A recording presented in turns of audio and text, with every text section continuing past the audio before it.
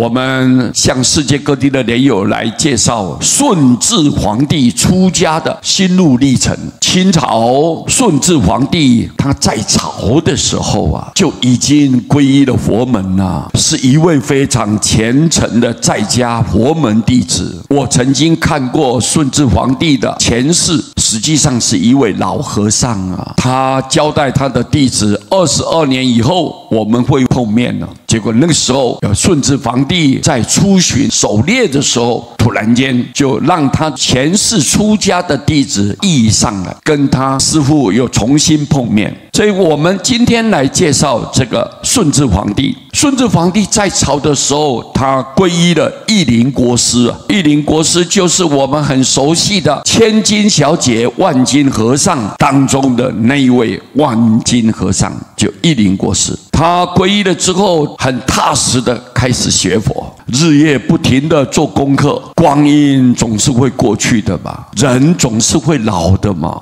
俗话说人无千日好，花无百日开夕阳无限好，可惜近黄昏。这就是显示世间的无常，生生灭灭虚幻不实，了不可得因此人世间在美好的人事物美好当中总是有缺陷，古今中外一切所有的圣人乃至于凡夫，必然也同样要经过生老病死的忧患，这是谁也奈何不了的事实顺治皇帝他有一天善根突然显露开来，在半夜里面他独自的静坐，心里默想着人生苦短世事变化无常，我一生当中率领的100万大军南征北讨忧国忧民，辛劳一辈子，如今我逐渐的衰老了。红尘滚滚无了时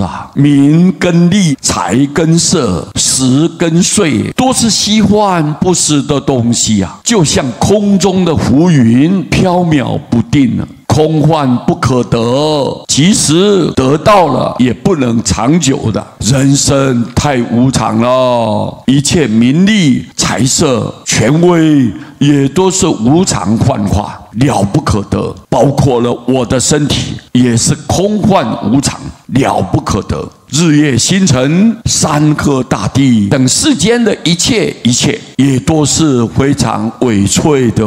无常千流不息，沧海变桑田，桑田变沧海，世事变化无穷。至今我的生死未了，尚未开悟本性，证悟菩提，我时候不早了，我要出家修行的因缘到了，时机应该成熟了。顺治皇帝默默地想到这里，心里恍然的开阔，有忧郁的心转变为开朗的心，有感情的心变为慈悲喜舍的心，有无常的心变为永恒不变的心，有痛苦的心变为很清凉的心，有在家的心转变为出家的心。此时此刻的顺治皇帝，无形的一股善根力在他的心胸鼓动着，激发他出家修行。他的内心早就有主张该怎么做了。有一天，顺治皇帝把国事安排好了以后，因为怕别人发觉而从中阻碍，便不动声色的趁着夜尽人空之际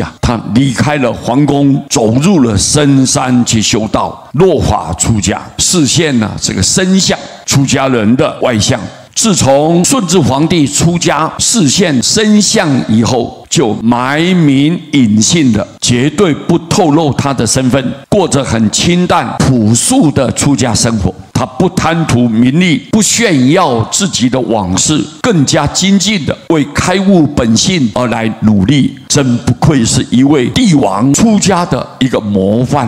朝廷发现他已经出家落发了，也曾经好几次要规劝他还俗回朝廷料理国事，但是都被他一一婉转的谢绝了。名利的诱惑力对他来讲早就淡忘了。五欲六尘渐渐都无法束缚他了，他的内心很平静，很安详和谐，天天生活在一个清净无为的自信世界里面啊！各位，顺治皇帝能够放下江山，一心为追求真理、解脱生死，在智慧的抉择之下，猛然的踏上了出家修道的道路，而且他也能够净化五欲六尘的束缚，因此开悟本性，真是稀有罕见的帝王身出家修行成就的典范。所以我们呢，出家的目的就是不能贪求名利啊，不能追求这些物质的享受，一心要开拓心性的光明，这样我们出家才有意义的。我们要好好的念佛，帮助自己能够早日解脱，西方来成就。感谢大家，阿弥陀佛。